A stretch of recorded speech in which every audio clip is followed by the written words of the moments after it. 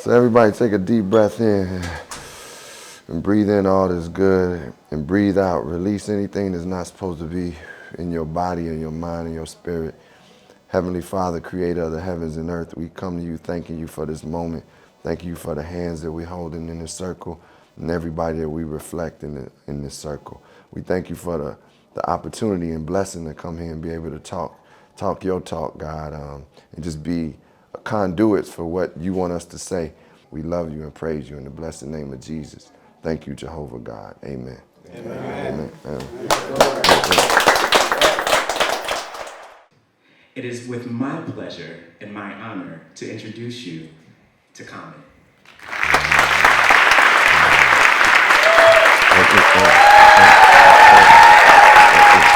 Please, blessings. Thank you for that. Thank you. Where do I sit? Okay. So the way that balanced for me with activism was I realized that through my art, I can be an activist if I speak in truth, if I speak from a place that is about uplifting people. And everything is not perfection in what I'm doing. It's like I'm a human being, so telling that human story is activism in itself. For me, part of my stillness was like making sure I'm putting the right things in my body. And this is a time where the chaos was going on in the world. Also, not only food digestion, but information digestion is something that I was careful of. I wasn't watching every news clip about what this is going on with this pandemic. I kept my information like from the sources that I knew were reliable. So that was part of my stillness. Another part was just listening to music that I love. Man, I love 90s R&B and 90s hip hop. I'm just gonna play what I like. And I didn't have to play music for anybody else because I was by myself a lot. And I appreciated that stillness of being able to be alone. There's no activism without self-activism. And I was really in a period and emotion of self-activism. The work I was doing on myself, the reading I was doing, all that stuff paid off because I would rush my times in the morning. I take time to myself in the morning, every morning, to read, to say my prayers, to take some meditation. I'd be rushing that. Now, I was like, that time is valuable, very valuable. So I get up earlier. I don't care if my pickup to go to the set is at 5:30. I'm up at an hour, 15 minutes ahead of time because I know I need my time to do what I need to do for me for that day. And then I can go out in that day and be a better service to anyone because I've already served myself and centered myself. So that stillness has helped me to learn and provided me with things that I didn't know I needed for myself. Yeah, well, my writing process for music is I first love to go in the studio and just be a part of the musical creation. I've been lately, I've had a few albums that I've released called A Beautiful Revolution, Part 1 and Part 2, and Let Love album. These are albums I've done with live musicians, and we create that boom bap, but it's still like live music. So part of my process of writing is actually getting to the music that really inspires me when it comes to songwriting. And once I get that, I'll identify a piece of music that we've done, and I'll be like, this is fresh. So I start write. I like to write. Not literally, I like to write in my head, meaning I'll get in my car and just drive around and I put the beat on and I'll start just saying things. And once I say some things I like, I'll keep the 2 bars and then I'll add on to that. So it's almost like a process of freestyling, but writing. And once you say something you like, and it's really, my writing process, I have to be in a place where I feel connected to the divine, where it's like I'm not thinking about what I'm writing. It's just, it's coming through you. And I know it sounds so trite but it is truthful, like that any artist, they'll tell you when they've created some of their best work or want to do the work that they want to do, it's just allowing it to come through you. And for me, I have to be in that space. And you can't always just conjure up that space. It's times I've gotten in my car and rode for 2.5, 3 hours and really only gotten 2 bars out of it. And might have thrown those bars away because sometimes it's just not there. But I don't stop. So when the question is, when you get stuck, I just still keep creating, keep writing. Because even if you're writing something you know you won't use, it's still you opening up that chamber in your heart and your brain, and it's like you letting yourself know it's okay. Whatever I'm writing is good, and it doesn't have to be judged. You don't have to think whether it's bad or good. You're just writing, and sometimes that's all you need to do is exercise that, because you'll get to the stuff that you really like, but it's just about just saying, I'm just gonna write no matter what. So in those moments when I'm stuck, I'll do that. I also have, at times when I get stuck, I'll go listen to something else or read.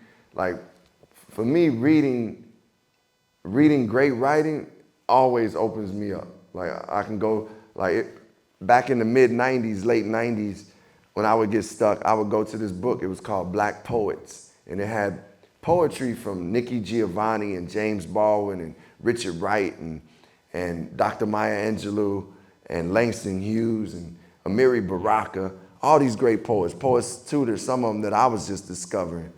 But every time I would go to it, Gwendolyn Brooks, who I want to give love to because she was from Chicago too. So like every time I would go to it, it would open me up. It would just, if I was stuck, it would move me right past it, because that poetry writing was so free and so inspiring and so like not done for any super public consumption. It just reminded me of what the purity of art is, and reminded me of the divinity of art and what I could do with words. So once I went back there, I could always break through. But I love writing, and if I'm writing something else, like whether it's a speech or if I'm writing, I guess I've written stories, like I've written and writing books. I just try to allow myself to be in that space where I'm channeling what I'm supposed to be channeling. And then I extract the stuff that's not supposed to be there. So my editing process comes later, usually when I'm writing other things.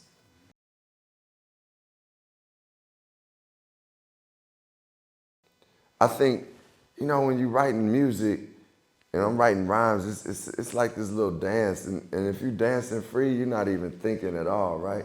But if I'm writing something, like I have written a piece that I did for Audible, which was like a play/musical performance. It's called Bluebird Memories. And to sit down and write that, I was also I was brainstorming, but I would have to stop. And I also wrote with our director and another co-writer, which is another process in itself, because you write something, you say something out loud, you're like, okay, is it good or not, or is this gonna work? But you gotta not be afraid to, and still be in that place where you just finding that truth in this, and you allowing it to come out. One thing I talked about earlier that I said I learned in music was a lot of truths came out in my music that I hadn't even spoke about to myself, to anybody.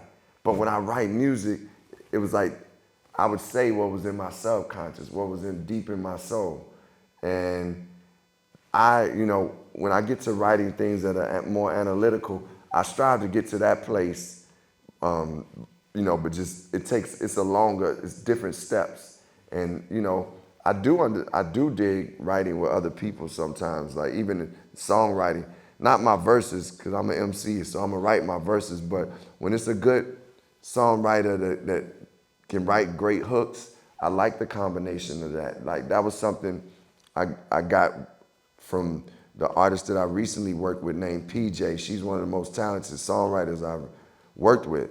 And it's like, man, that collaboration ends up elevating everything. And that was one of the things I got with Jay Dilla, who was an incredible producer, and Kanye. He knows how to write hooks that are very soulful, but still they can hit the masses. And, I think collaborating and writing is something that I've grown to learn to do, because initially in hip hop, it's all you. initially like the thing in hip hop was you write your stuff. But then as you started to learn about like songwriters and, you know, whether it's Smokey Robinson and Nick Ashford and Valerie Simpson and, you know, Gamble and Huff, these were writing teams and they, you know, built off each other. And I think that's a process that I've learned and enjoyed too. But to answer your question, because I'm talking about a whole bunch of other things, is that I definitely have a different process in writing a play or a book, but I do seek to find that divine place. And that process is a little different because I might just light up my Palo Santo. By the way, Palo Santo is a little stick that's like similar to incense or sage, and you know, it stands for holy wood. It comes from South America, from the trees from South America. It's supposed to bring in the good energy and bring out the bad energy. So I'll light my Palo Santo and have some music playing and get into writing a book or something like, and just let my brain go where it needs to go. The truest thing is, whatever you're writing, just let the stream of consciousness go if you could do that. And then you'll go back and look at the stuff that really is good, and the stuff that is not, you'll be able to know that it's not. Because one of the most important things in writing, or to me in any art or anything that you're doing, even as a lawyer, I tell my daughter, is knowing what's fresh, knowing what's good. And that's, you know, that's up to you to develop that taste and that wide range to know the quality of things is good. That helps your writing. You know, poetry definitely influences my activism. A lot of some of the philosophy, some of the things that I wouldn't think of and hadn't thought of came from poetry, came from poets like I spoke of, Mary Baraka or James Baldwin or Nikki Giovanni or Dr. Maya Angelou, and poets like new poets like Jessica Caramore. Like these poets like make me see things in ways and give me a charge at times where I'm like, oh, I never thought about life from this perspective. Never thought about society from this perspective. I never thought about my family from this perspective. And I look at activism on all those levels. Activism is not just what I'm doing, and it definitely is what I'm doing for my community and for like a larger crowd, but it also is what you're doing for your family and what you're doing for yourself too. Because changing the world doesn't only have to be like you gotta have to say a big speech to everyone to change the world. Like I feel like the way we treat each other, like the kindness that we could show to one another is an example for us to change the world. Or to be forgiving to a family member that has done something, or someone, a friend that has done something, is changing the world. Because as you set that tone, it just kind of, it's like osmosis. They get it and start to understand like, oh, this is a better way to operate. And you set that example. But poetry has set an example for me in so many ways and charged me up, even, you know, from the Gil Scott-Herons to the Last Poets. You know, to be honest, I listen to their music even for certain just moments where I have to do something important. As you know, music has played such a significant part in movements, but poetry has definitely been like that thing that just like kind of makes us be still and makes us center in on what the mission is. And we get it in an artistic way, but it's direct. I remember watching the movie Summer of Soul that Questlove directed and received the Oscar for. And when Nina Simone read the poetry after she had done a couple of songs, that blew my mind, because she was in front of like hundreds of thousands of people and read a poem that just, man, it sat me down and made me be like, this is incredible. So I think poetry plays a big part in for me as an activist. Jazzmatazz is the album that Guru from the MC from Gang Starr, the lead vocalist, the vocalist from Gang Starr, one of the most classic hip hop groups ever. God bless his soul. He created an album where he did music with jazz musicians called Jazzmatazz. It broke a lot of ground because artists have been sampling jazz And so his group had been sampling jazz, but he got with the musicians that we were sampling, and the Donald Byrds and Roy Ayers, and created an album that was just groundbreaking. And to this day, you can hear it. It's some, like, you go to certain places across the world, and you could be in London and hear a song from Jazzmatazz. It's timeless music. So that album definitely was inspiration, but Gang Starr themselves, Guru, was just inspiration. And when to answer the first part of your question, a master of ceremony, like, being an MC really has helped me in so many ways, because, you know, when you're MCing, like, you incur all types of experiences. Like, I've MC'd in places where it's only like 20 people in the crowd, and you still got to try to find a way to rock them. Or I've MC'd where I'm opening up for an artist. Like, I was on tour with an artist named Macy Gray, and we were at a casino, and I remember specifically, like, doing my whole set, and this woman and her, like, they were there for Macy Gray, obviously, because this woman and her kid was just asleep the whole time, and she was looking at me like, when are you gonna finish? And to the point where she actually got up on my last song, which was my biggest song at the time, and I'm doing it, and she was like, "Where is Macy Gray? Where is Macy Gray?" MCing and being in those different circumstances has taught me how to adjust, to adapt.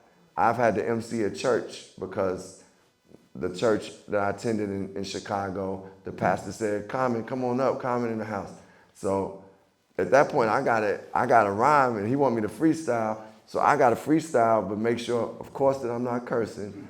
And then, but also have something that's relative to where we are. I can't just be freestyling about how dope I am in church, you know? So I think being a master of ceremony, you know, through the ups and downs of it, the sound systems going out, you know, inviting people on stage and they being drunk and you having to try to maneuver around that. Like when I invite a girl up and try to serenade her in a rap, and she's so drunk she can't sit on a stool, so I gotta escort her off. All of it is part of mastering the ceremony and being able to be in front of a crowd and do what I need to do. It actually has paid off and helped me in acting, because, you know, people say, "Oh, but you rap, so you should be able to act." No, that's not true. They're not even the same craft at all.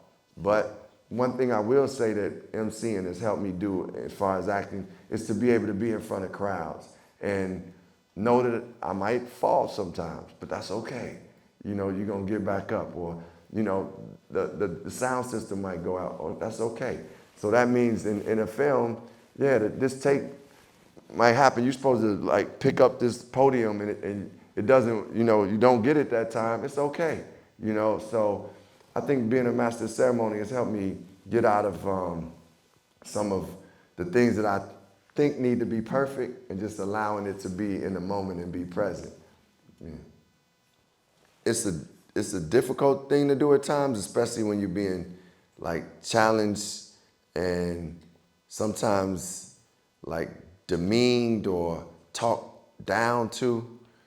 It's not easy.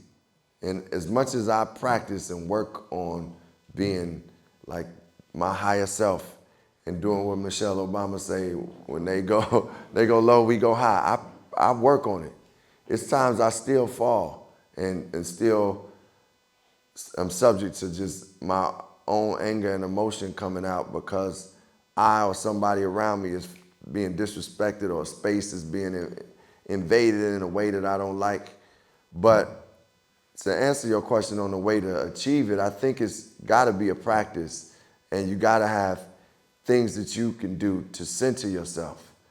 Like, I mean, on our ride here, our driver was, like, really, like, he was one of the worst drivers you could have.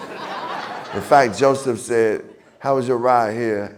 And me and Jill was like, "It was terrible." It was because he was, like, on the break a lot. I don't never get car sick. We always like feeling car sick. He was braking hard, swerving when you ain't got to swerve. There's nothing to swerve from. It's nothing. There's no deer on the highway, and he's swerving. What do you do? Like, cause there's moments where you like, I'm like, man, dude, you just gotta have something to calm yourself and center yourself.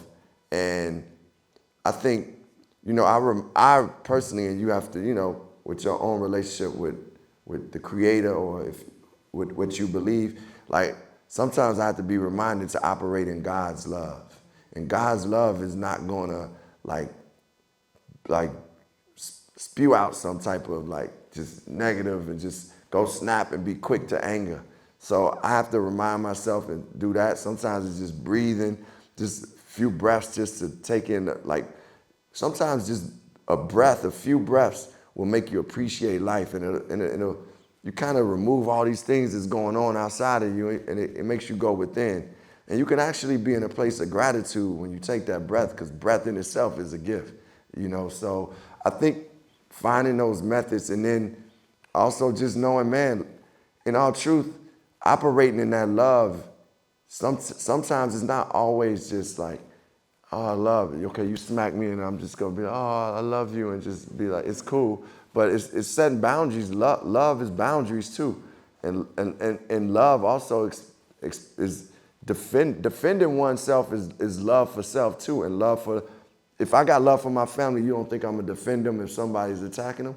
That's my love being expressed at that point. Yeah, and I'm gonna show my love for those who are being attacked. But ultimately, that love that we're talking about is we have to like remember to operate on that God consciousness. And just because somebody doesn't agree with us or may even be talking crazy to us, if you can get to a place of understanding helps a lot. And also just a place of compassion where you say, this person may be dealing with something else, so let me inquire a little bit before I just jump to my own emotion and see what it is. And then just recognizing sometimes it just ain't worth it. You know what I'm saying? It's just not like giving that energy to people who are on that vibration. And it's actually it's almost a spiritual way to smack them in the face by not succumbing to what the vibration that they on.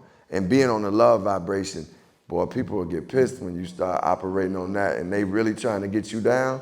So it's victory in operating in that way of love. And it's just something you got to do to practice. And when you practice it, I don't mean every shot is going to go in, but you just keep practicing. And a lot of times you're going to be hitting those shots. I'm using the basketball metaphor, but you know what I'm saying, right? Yeah. Okay.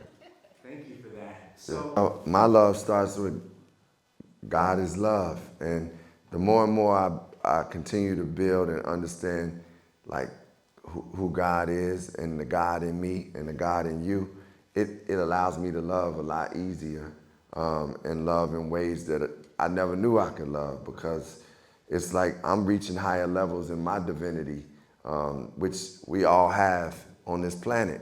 And, just being able to do things that I love helps me to love myself more and love others. I always say, man, you're not gonna catch nobody hating on you if they happy about who they are and where they are in their lives.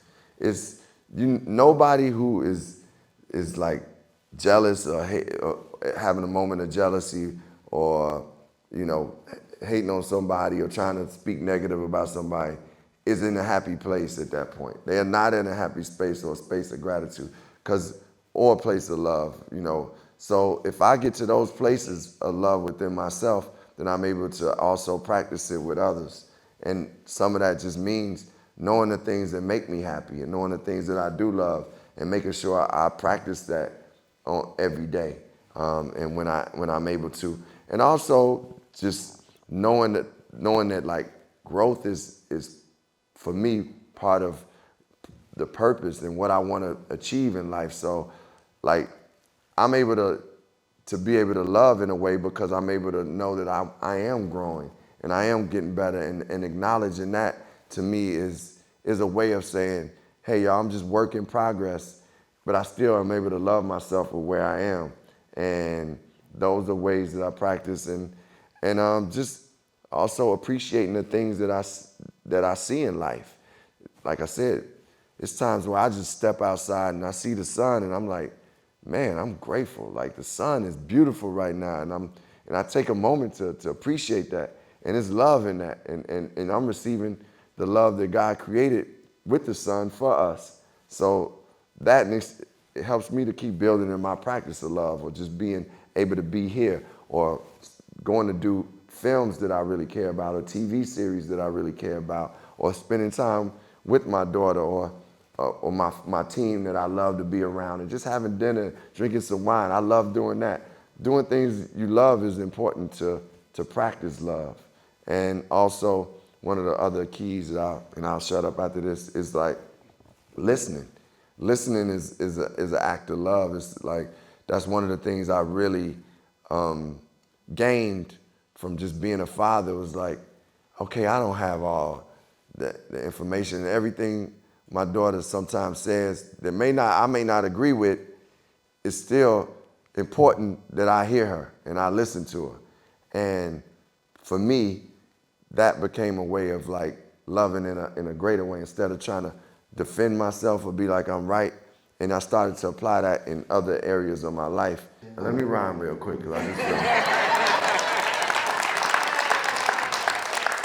feel. Yo, this is a real conversation. This is innovation. It's like calm sense right now. I'm innovating and waiting for the time for me to rhyme. A lot of things I talked about, writing being divine. And right now, I tell you, it's calm sense the brother. It's common sense that wrote the song name I used to love her. And I'ma keep letting you know I gotta sense them things right now, cause I'm rocking here in Princeton, New Jersey. You know that we worthy. When I get into this, I'm in the arts called Lewis, the Lewis Arts Center. I'm cold as the winter, and understand I be the dragon that will enter. Get a couple of claps while I bust a couple of raps. And earlier I said some things, I got a couple of snaps. Now I wasn't fishing for them when I came to explore them the closest. I'm on the stage talking to the brother Joseph. It's like this, the calm sense, the rhymes are sort of vital. I'm like Joseph with his brothers, they was in the Bible. I'm talking Joseph, you know the style, how it go.